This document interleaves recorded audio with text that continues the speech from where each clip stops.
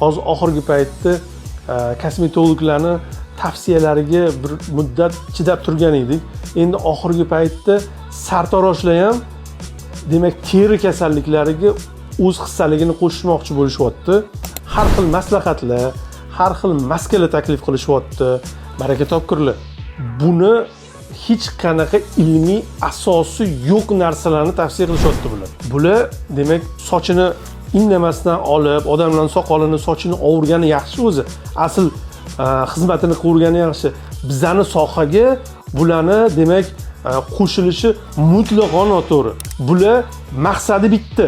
Profilini, prosmotrini ko'paytirish uchun aytayapti bu maslahatlarni sizlarga. Bu narsani esingizdan chiqarmanglar. Bular hype qilyapti. Prosmotr oshgandan keyin, podpисчик ko'p kelgandan keyin bularni taniqlilik, demak, bularni uznamayimiz ko'payadi. Palonchi sartarosh, palonchi stilist. Bular hech qanaqa ilmiy asosga ega, demak, mahsul tavsiyalarni bermayapti.